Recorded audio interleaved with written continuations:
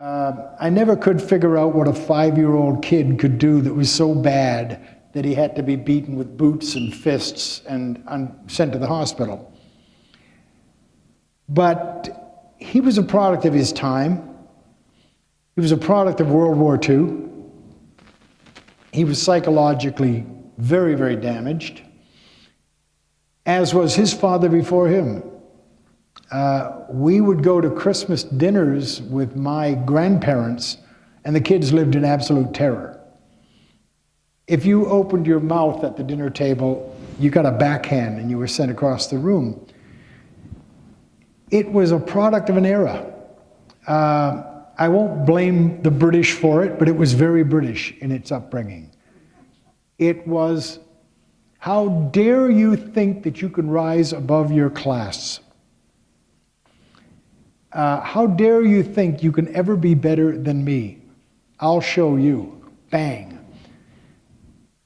My brother and I were raised that way. My father was raised that way before him. And since I've written the book, I've had a lot of people of my age group come up to me and say, me too. I know exactly what you mean. I was beaten into submission when I was a kid too.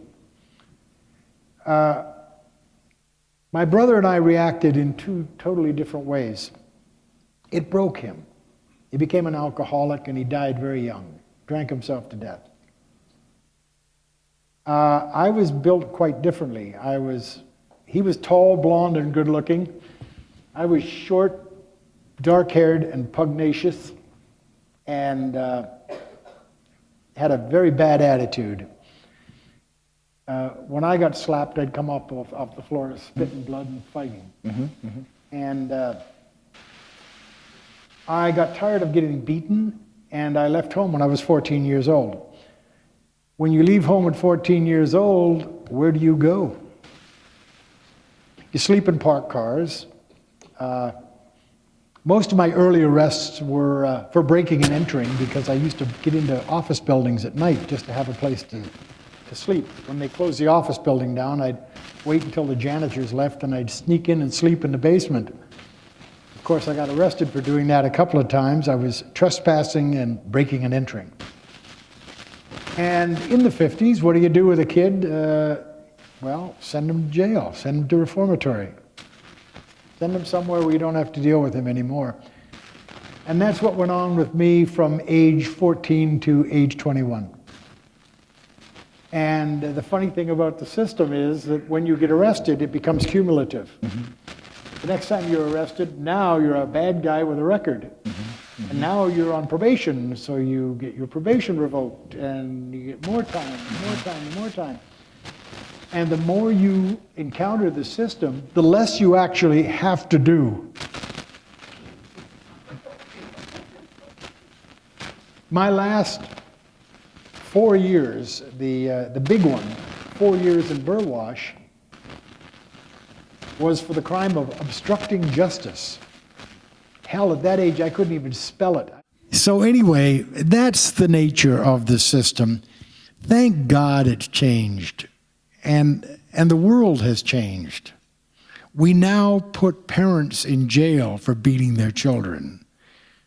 In those days, we put the kid in jail for being such a bad kid that his father had to resort to beating him.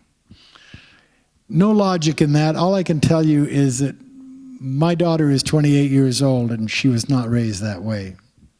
The experience, though, instills in you a couple of things. Probably a very strong desire never to find yourself back in that place again, but also a determination to build a career in music.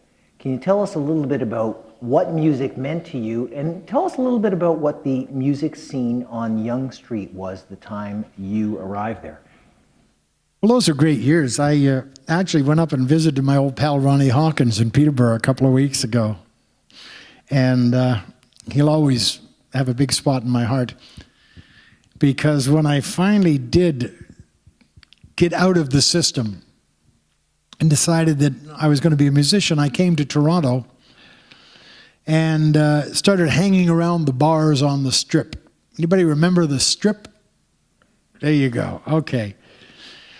And the Strip was for those who don't, the Strip was Yonge Street from, I guess, Queen Street up to Gerrard. And on that strip were maybe a dozen strip joints.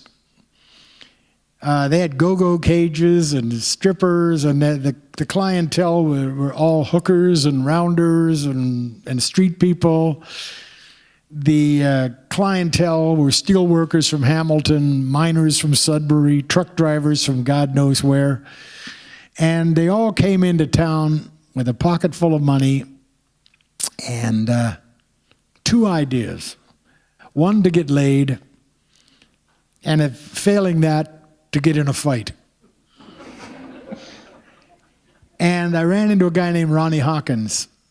Ronnie was the king of the Strip. Ronnie had a bar band. Mm-hmm. And for those of you familiar with the Strip, on Saturday afternoons they had matinees.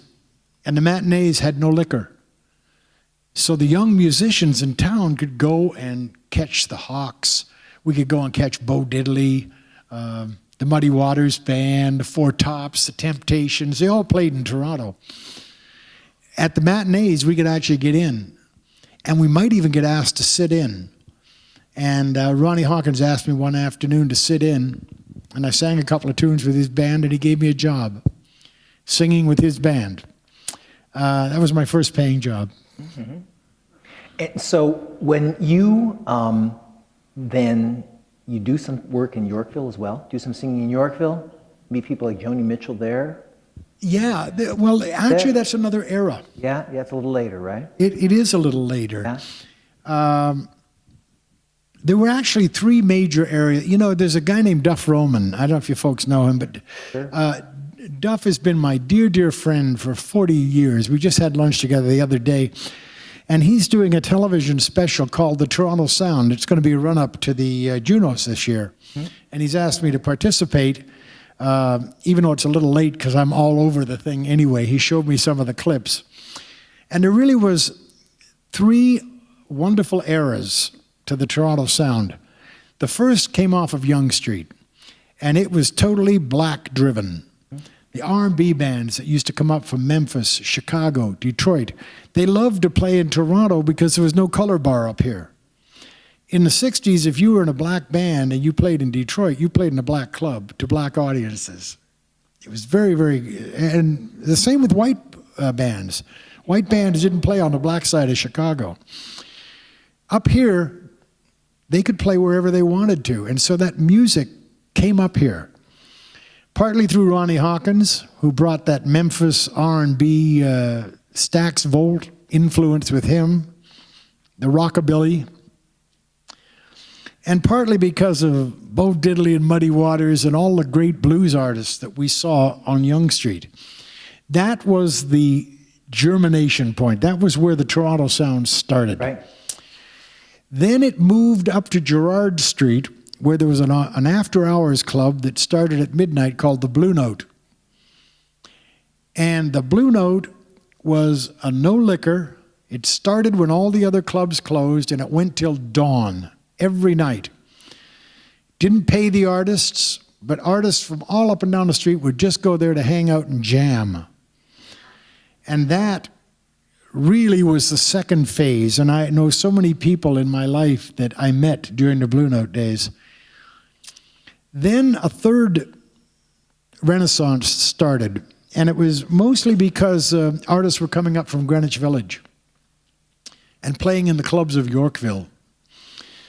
And artists like Lonnie Johnson and Sonny Terry and Brownie McGee and Son House and whatnot gave birth to a new type of Canadian artist. Yorkville was not driven by booze.